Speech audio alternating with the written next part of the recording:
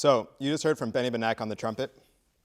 I'd like to talk a little bit about what's going on in this arrangement. The first thing I do is I listen to as many recordings of the song as I possibly can find. So obviously a great place to start is the original. In this case, that's Nica's Dream on Horoscope, one of Horace Silver's records. And what I first wanted to do was I figured out what is the hook? What is one thing that really stands out to a listener, and also on a compositional level? So I started out with the introduction that he used. So guys, if you actually wouldn't mind just playing for me right now the very first line that you guys have.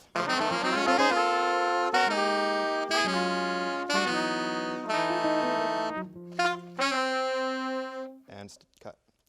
Awesome. So what you just heard is the hook that Horace Silver uses to start his song.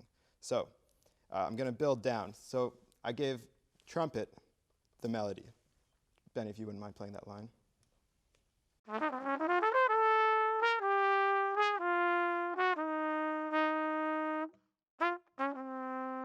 So you can hear there that there's not so much bite to that. It's a very strong melodic structure, but there's not a whole lot going on as far as harmonics go. It's one instrument, not much.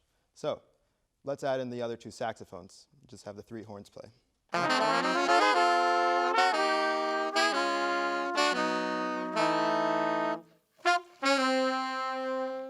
Now you can kind of start to hear a little bit more harmonically what's going on. So let's add the last crossover instrument, the guitar, who in this case is doubling as a rhythm section, comping instrument, and also as a melodic instrument.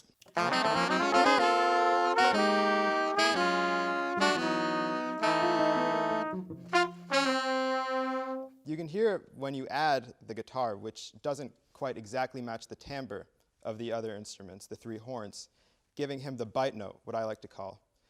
It really makes the chord stand out more. Going a step further, when we start adding in the rhythm section groove, you can hear that the same chord is being used in different locations on the proverbial piano, as it were. What I want you to listen for now is how you hear that voicing that I used between the three horns and the guitar as what I use as my harmonic hook for the whole arrangement. So, whole band.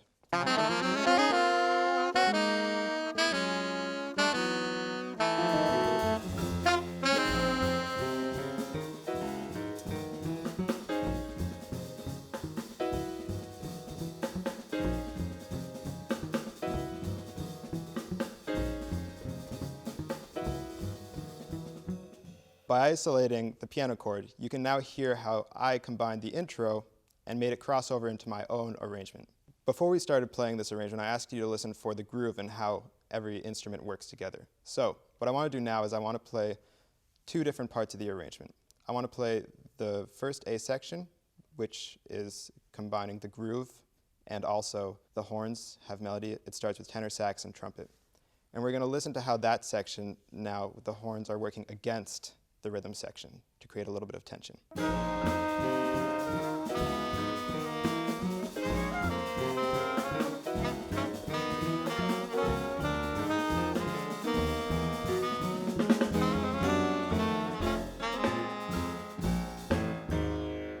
So you can hear there how there are two very distinct different things going on. We have the groove in the rhythm section, which is played by myself on the piano, Raviv on the bass, and Jimmy on the drums. At this point, Alex is still a horn instrument. So on the other hand, you have Benny and Chad on trumpet and tenor sax playing the melody.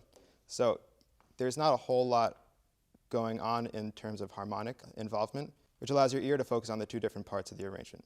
We're going to fast forward now to the very end of the arrangement, where we have the groove and the drum solo. And I want you to listen to how the horns join in and work together with the rhythm section.